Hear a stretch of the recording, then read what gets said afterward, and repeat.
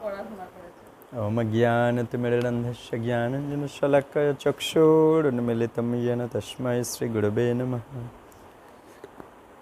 वन्देऽहं श्रीगुरुश्रीयुतपदकमलं श्रीगुरुन् वैष्णवांश्च श्रीरूपं साग्रजातं सहगण रघुनाथान्वितं तं सजीवं साद्वैतं सावधूतं परिजनसहितं कृष्णचैतन्यदेवं श्रीराधाकृष्णपादान् सहगण ललिता श्रीविशाखान्वितांश्च वाञ्छाकल्पतरुभ्यश्च कृपा सिन्धुभ्यो च पतितानां पावनेभ्यो वैष्णवेभ्यो नमो नमः। वृन्दायै तुलसीदेव्यै प्रियायै केशवस्य च कृष्णभक्तिप्रदे देवी सत्यवत्यै नमो नमः। श्रीचैतन्यमनोभीष्टं स्थापितं येन भूतले स्वयं रूपकदा मह्यं ददाति स्वपदान्तिकम्। नमो विष्णुपादाय कृष्णपृष्ठाय भूतले श्रीमते जयपताका स्वामिनिति नामिने नमोचार्यपादाय निताय कृपाप्रदायिने गौरकथाधामदाय नगरग्रामतारिणे नमो विष्णुपादाय कृष्णपृष्ठाय भूतले श्रीमते भक्तिवेदान्त स्वामिनिति नामिने नमस्ते सारस्वती देवे गौरवाणी प्रचारिणे निर्विशेष शून्यवादी पाश्चात्योदेशतारिणे हे कृष्ण करुणा सिंधु दीनबंधु जगतपते गोपेश गोपिकाकांत राधाकांत नमस्तुते। तप्त कांचन गौरांगी राधे वृंदावनेश्वरी वृषभानुसुते देवी प्रणमामि हरिप्रिये नीलाचल निवासाय नित्याय परमात्मने बलभद्र सुभद्राभ्यां जगन्नाथाय ते नमः। पंचतत्त्वात्मकं कृष्णं भक्तरूपस्वरूपकं भक्तावतारं भक्तखं नमामि भक्तशक्तिकम्। जय श्री कृष्ण चैतन्य प्रभु नित्यानंद श्री अद्वैत गदाधर श्रीवासुदेव श्री गौर भक्तवृंद। हरे कृष्ण कृष्ण कृष्ण हरे हरे हरे राम राम राम हरे हरे हरे कृष्ण कृष्ण कृष्ण हरे हरे हरे राम राम राम हरे हरे हरे कृष्ण कृष्ण कृष्ण हरे हरे हरे राम राम हरे हरे। ओम नमो भगवते वासुदेवाय ओम नमो भगवते वासुदेवाय ओम नमो भगवते वासुदेवाय। नारायणं नमस्कृत्य नरं चैव नरोत्तमं देवीं सरस्वतीं व्यासं ततो जयमुदीरयेत्। मूकं करोति वाचालं पङ्गुं लङ्घयते गिरिं यत्कृपातमहं वन्दे श्रीगुरुं दीनतारिणं। नष्टप्रायेषु अभद्रेषु नित्यं भागवत सेवया भागवते उत्तम श्लोके भक्ति भवति नैष्ठिकी। श्री गुरु गौरांग जयत हरि ओम तत्सत हरि ओम तत्सत हरि ओम तत्सत।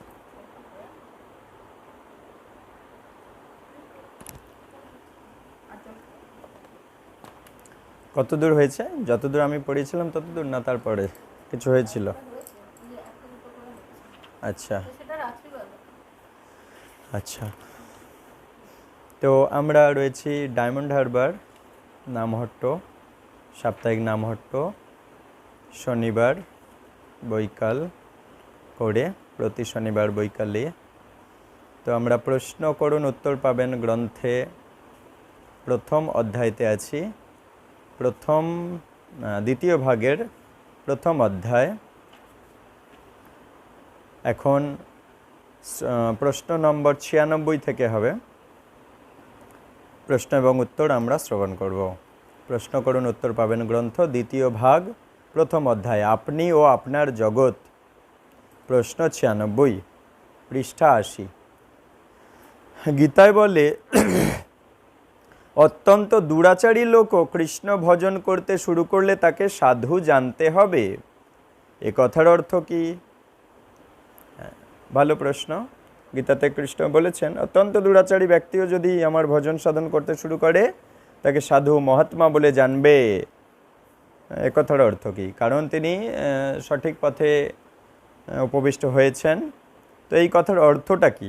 উত্তর বলছে সাধু জনের কৃপার প্রভাবে অতি দুরাচারী ব্যক্তিও দুরাচার পরিত্যাগ করে কৃষ্ণ ভজন শুরু করতে পারে।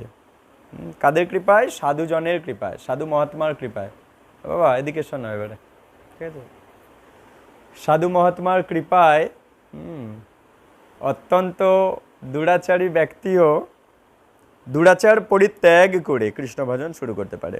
ফলে সে দুরাচারী রূপে গণ্য হবে না, কারণ সে দূর আচার বা খারাপ আচারগুলো ত্যাগ করেছে। সে সাধু বা মহাত্মা বলে পরিগণিত হবে। যেমন নারদমুনির কৃপার প্রভাবে রত্নাকর দস্যুপনা পরিত্যাগ করে, রত্নাকর দস্যু তার দস্যুপনা ত্যাগ করলো, করে মহর্ষি বাল্মীকিতে পরিণত হয়েছিলেন। পাঠক নিচে বসলে সবাইকে নিচে বসতে হবে।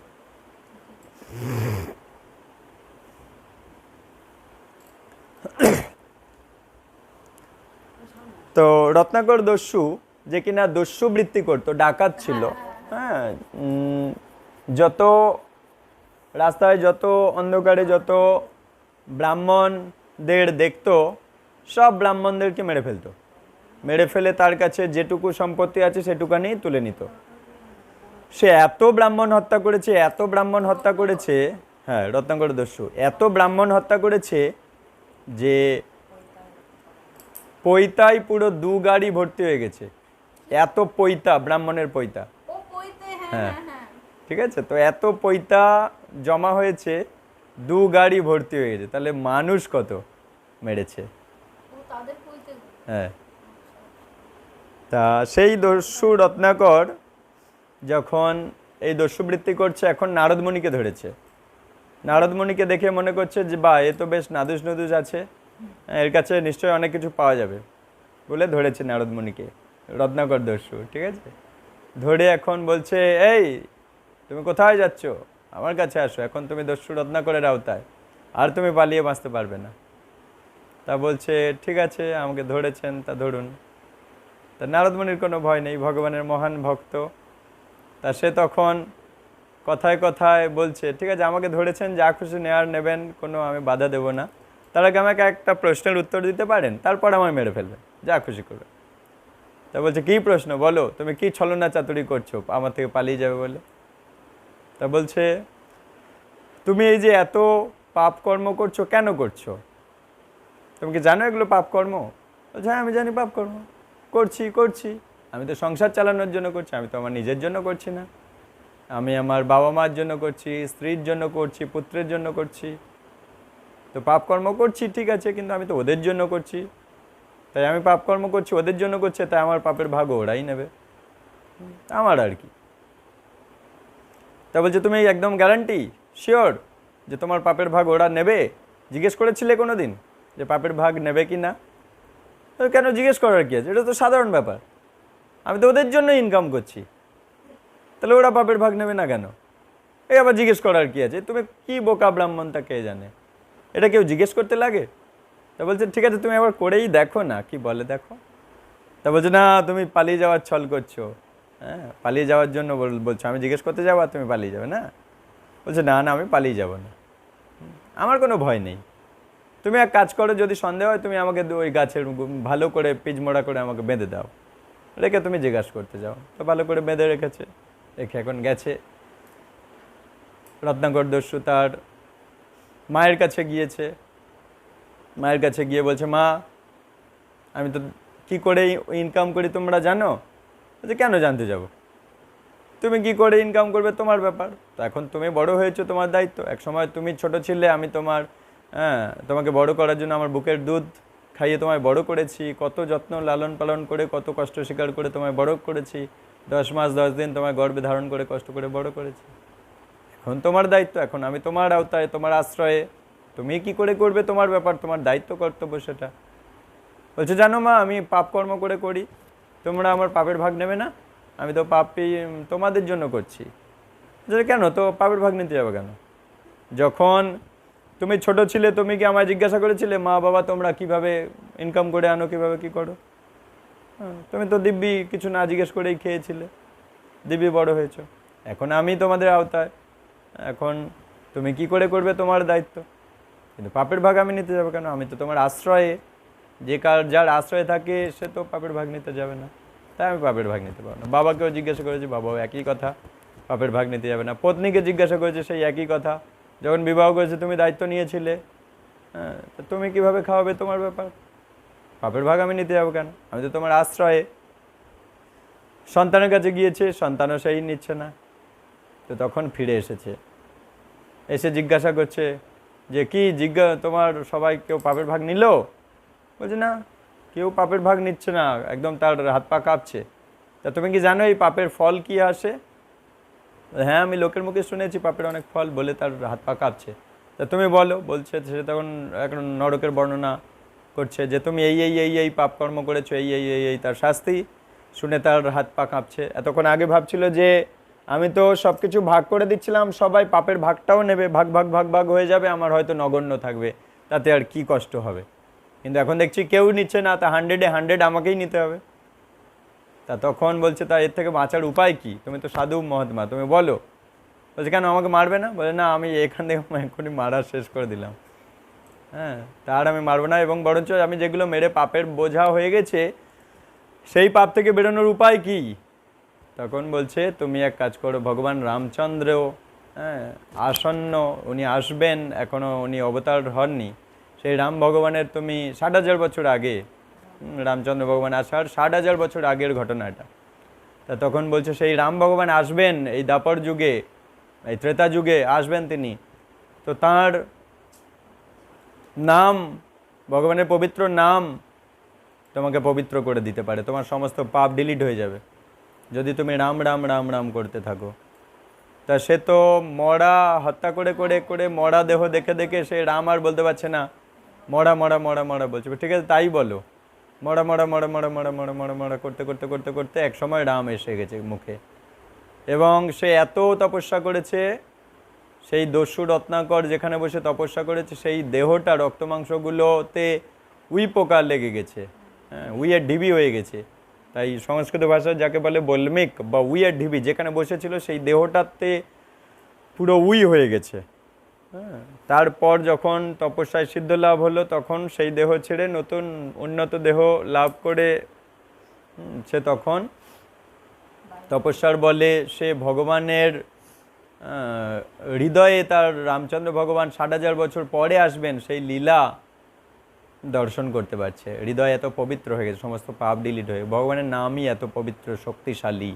যেমন আমরা হরে কৃষ্ণ মহামন্ত্র জপ করি, আমাদের পূর্বে পূর্বে যত পাপ কর্ম আছে সব ডিলিট হয়ে যাচ্ছে এবং হৃদয় পবিত্র হয়ে যাচ্ছে। হ্যাঁ, তাই হৃদয় দিয়ে এরা এত কৃষ্ণময়, এদের প্রত্যেকটা চলাফেরা, আচার আচরণ, কথাবার্তা, ভাবভঙ্গি সব কৃষ্ণময়, কারণ হৃদয়টা কৃষ্ণ ভাবনাময়, হৃদয়টা অনেকটা পবিত্র অন্যান্য বাচ্চাদের তুলনায়। তো আরও কৃষ্ণ নাম করলে আরও পবিত্র হয়ে যাবে দিনকে দিন। ঠিক তেমনি যেমন নারদমণির কৃপার প্রভাবে রত্নাকর দস্যুপনা পরিত্যাগ করে মহর্ষি বাল্মীকিতে পরিণত হয়েছিলেন। মৃগাড়ি প্রতিদিন অসংখ্য পশু পাখি শিকার করত। মৃগাড়ি নামে এক শিকারী রোজ অসংখ্য পশু পাখি মারত, এইভাবে জীবন অতিবাহিত করত। সেও শিকার কার্য পরিত্যাগ করে পরম বৈষ্ণবে পরিণত হয়ে গেছিল নারদমণির কৃপায়।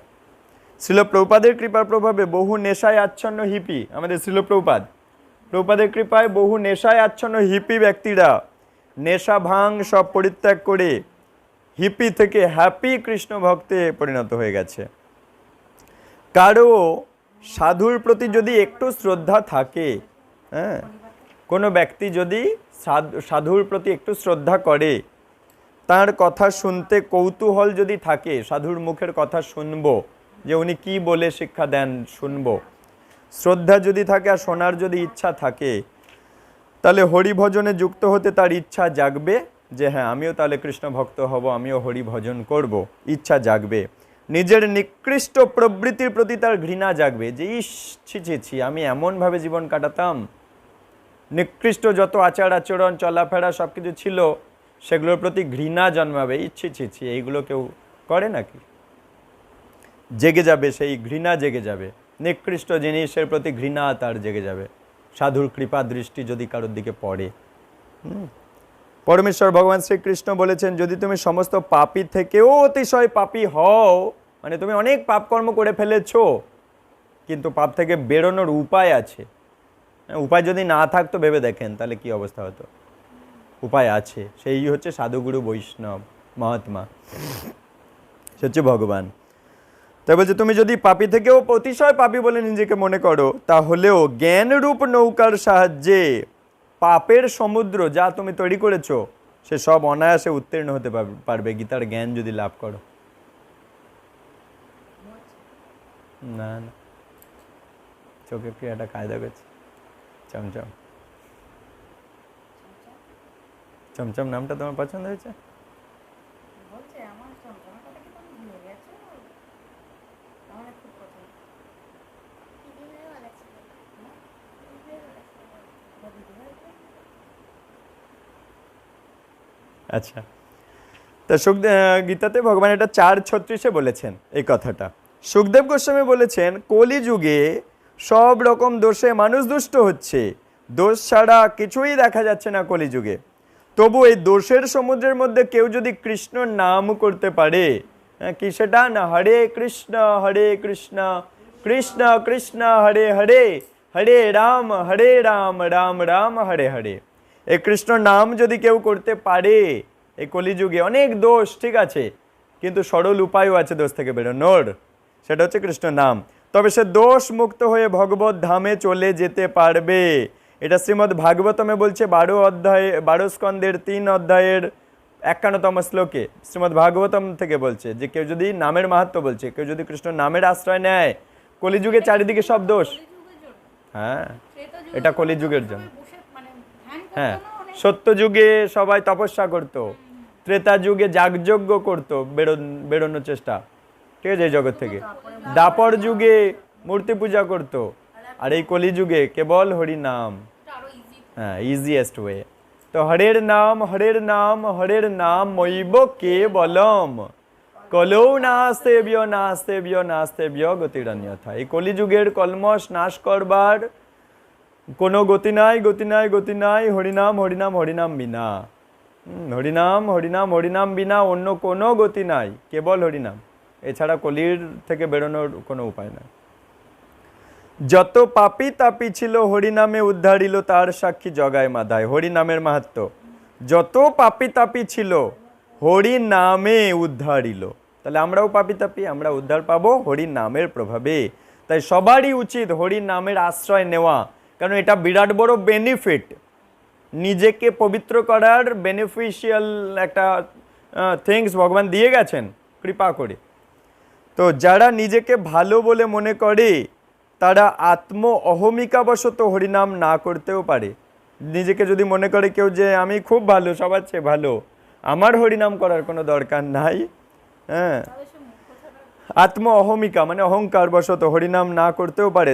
যারা নিজেকে অধম মনে করে বিনয় শ্রদ্ধা সহকারে ভগবানের কৃপা দৃষ্টি লাভের উদ্দেশ্যে হরিনাম করতে থাকে, বলছে যারা নিজেকে অধম বলে মনে করে, পাপী বলে মনে করে বিনয় মানে বিনম্রতার সাথে শ্রদ্ধার সাথে ভগবানের কৃপা দৃষ্টি যাতে তার দিকে পড়ে সেই উদ্দেশ্যে হরিনাম যারা করে, তারাই কৃষ্ণ কৃপা লাভের যোগ্য পাত্র হয়। তারা কৃষ্ণ কৃপা লাভ করবার যোগ্য পাত্র, কৃষ্ণ কৃপা তাদেরকেই করবেন। নেক্সট কোয়েশ্চেন নাম্বার 97 বলছে কোনো গাড়ির পিছনে লেখা থাকে সুখ স্বপনে শান্তি শ্মশানে, এ কথার অর্থ কি? কোনো গাড়ির পিছনে লেখা থাকে এরকম, সুখ স্বপনে মানে স্বপ্নে সুখ পাওয়া যায় আর শান্তি পাওয়া যায় শ্মশানে, বলছে এই কথাটার অর্থ কি? এই কথাটার অর্থ কি? তা উত্তরে বলছে স্বপ্নেও সুখ নেই, শ্মশানেও শান্তি নেই। উদ্বেগ উৎকণ্ঠা মুক্ত মানুষ প্রায় নেই বললেই চলে, যার উদ্বেগ নেই উৎকণ্ঠা নেই এমন মানুষ নেই বললেই চলে। ছিটে ফোটা সুখের স্বপ্ন দেখলেও, তুমি স্বপ্নে ছিটে ফোটা সুখের কিছু দেখলেও অধিকাংশ জীবনটাই দুঃস্বপ্নে বিড়ম্বনায় অতিবাহিত হয়। হ্যাঁ, দুঃস্বপ্নে আর বিড়ম্বনায় কাটে অধিকাংশ জীবনটাই। অনেকে আবার ঘুমাতেই পারে না, অতএব স্বপ্ন আর কি দেখবে। অনেকের ঘুমই আসে না, ওষুধ খেয়ে খেয়ে পাগলা হয়ে যাচ্ছে, ঘুম আসছে না, তাও দুশ্চিন্তা, টেনশন, হাই প্রেশার। অতএব স্বপ্ন আর কি দেখবে, তারা ঘুমাতেই তো পারলো না।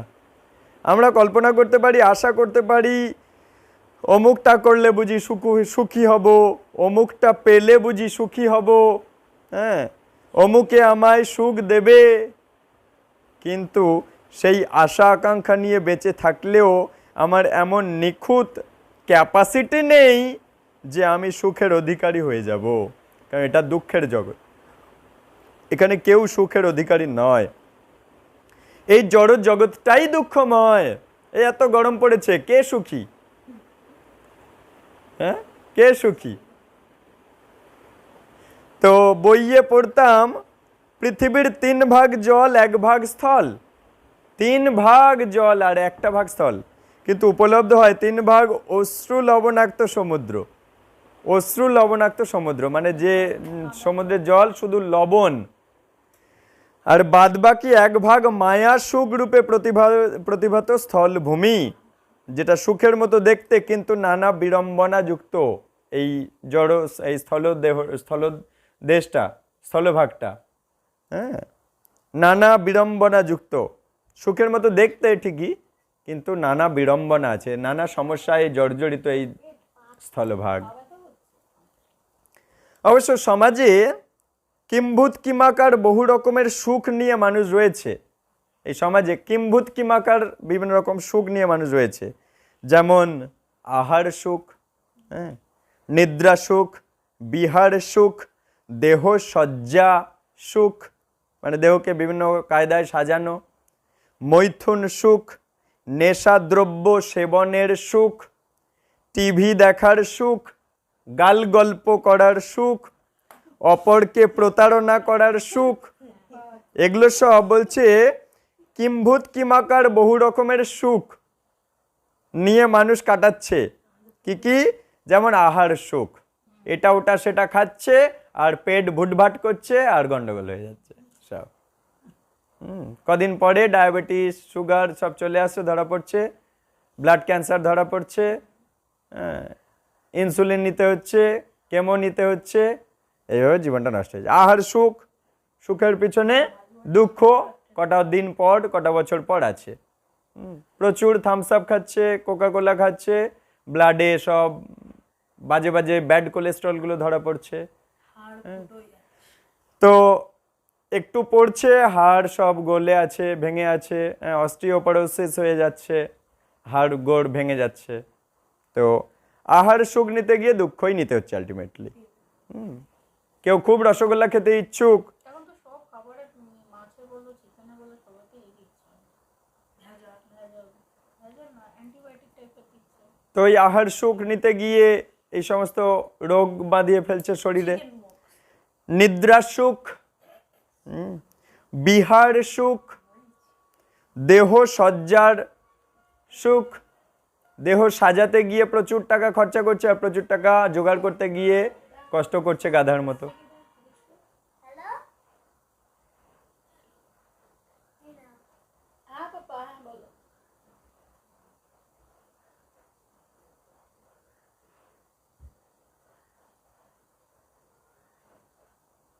না এসছে কি হারমোনিয়ামের ওখানে?